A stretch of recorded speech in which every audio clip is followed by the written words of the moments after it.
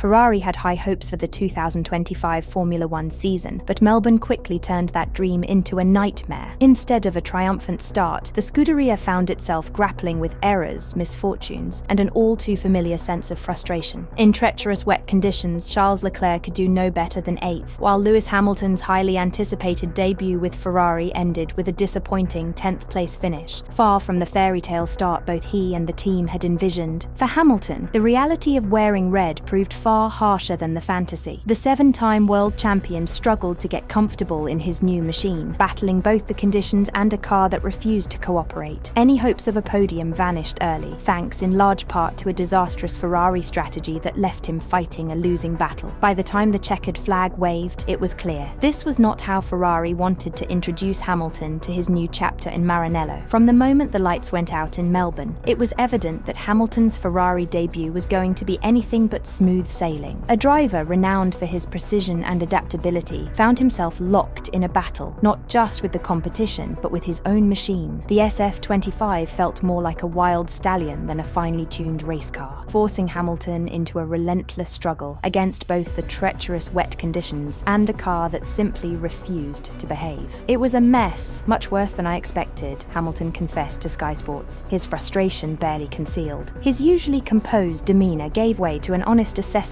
of the nightmare he had just endured. The car was really difficult to drive today, he admitted, summing up what had been a miserable afternoon behind the wheel. At times, it looked less like Hamilton was racing and more like he was simply trying to keep the car out of the barriers. "I'm just grateful I didn't put it in the wall," he added with a wry smile. That's where it wanted to go the whole time. It was a rare moment of gallows humour from a driver used to fighting at the front, one that spoke volumes about how badly Ferrari had miscalculated their start to 2025. Italian sports newspaper Tuttosport didn't hold back, branding Ferrari's Melbourne disaster as a bitter awakening. The message was loud and clear. Whatever optimism the team had heading into the season had been brutally shattered. If Ferrari had any hopes of fighting for the championship, they now had a mountain to climb. "There's a lot of work to do," the publication declared, a sobering reality check for a team that had expected far better. Ferrari's woes in Melbourne weren't just about an underperforming car. Their Achilles heel, race strategy, reared its ugly head once again. This wasn't a new problem. It was the same old script that had cost them dearly in previous seasons, playing out once more on the wet streets of Albert Park. Midway through the race, Hamilton's radio exchanges painted a clear picture of his growing frustration. His race engineer, Riccardo Adami, could be heard repeatedly instructing him to use K1, Ferrari's button for deploying extra electrical power. But for a driver who had spent the past 12 years with the familiar voice of Peter Bonington in his ear, this new dynamic was proving to be a challenge. Adami, an experienced engineer who had previously worked with Sebastian Vettel and Carlos Sainz, wasn't exactly a newcomer to high-pressure race management, but his persistent guidance seemed to wear on Hamilton. By lap 15, the frustration boiled over. For the first time, Hamilton actively sought help. "Let me know where I'm slow. I'm struggling with drivability. The car is snappy," he radioed in, trying to make sense of the SF25's erratic behaviour. The response? A flood of technical jargon, pinpointing issues in turns 11 and 12. While it might have made sense to the engineers back in Maranello, to the man wrestling the car through the rain, it was anything but helpful. When Adami once again reminded him to use K1, Hamilton's patience snapped. "Leave me to it," he shot back, his tone carrying echoes of Kimi Raikkonen's famous Abu Dhabi 2013 radio moment. "Leave me alone. I know what I'm doing." It was a telling exchange, one that hinted at growing pains between Hamilton and Ferrari's pit wall, and perhaps a sign that adapting to this new environment would take longer than expected. As the rain fell and conditions changed, teams like Red Bull and McLaren adapted with precision, making decisive calls that kept their drivers in the fight. Ferrari, on the other hand, hesitated. Their sluggish response left both Leclerc and Hamilton exposed, turning what could have been a salvageable race into an exercise in frustration. For a team that had entered 2025 with so much optimism, especially with the arrival of a 7-time world champion, this was a brutal reality check.